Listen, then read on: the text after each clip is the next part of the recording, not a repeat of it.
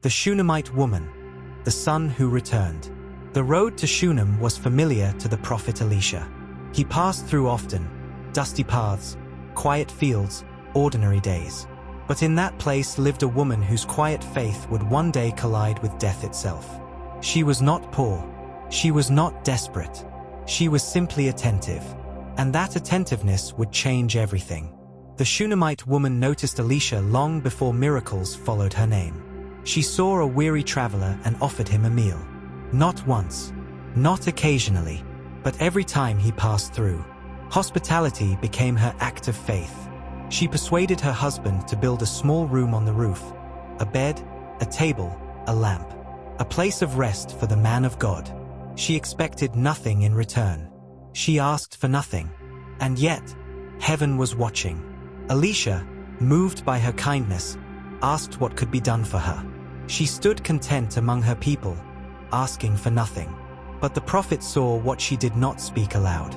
She had no son, and her husband was old. Elisha spoke a promise into the air. This time next year, you will hold a son in your arms.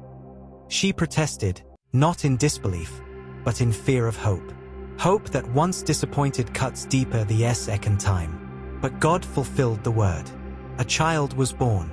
Laughter filled her home. Life blossomed where silence once lived. Years passed. One ordinary morning, the boy went out to the fields to join his father. The sun burned hot.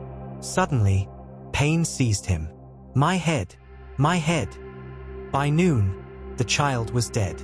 The Shunammite woman did not scream. She did not fall apart. She carried her son to the prophet's room, laid him on the bed, and closed the door. Faith held her steady. She saddled a donkey and rode to find Elisha.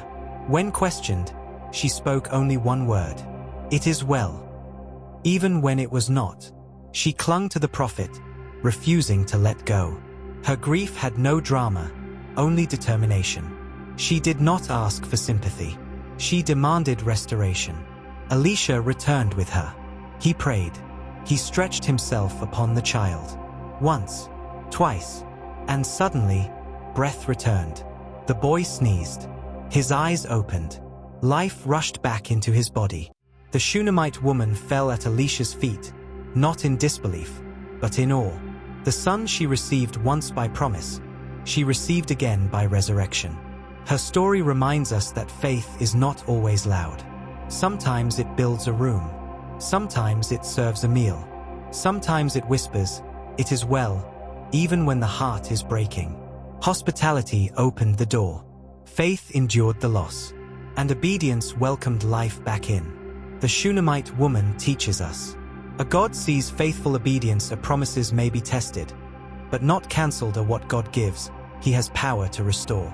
Some miracles come once, others come twice. And when God brings life back, it returns stronger than before.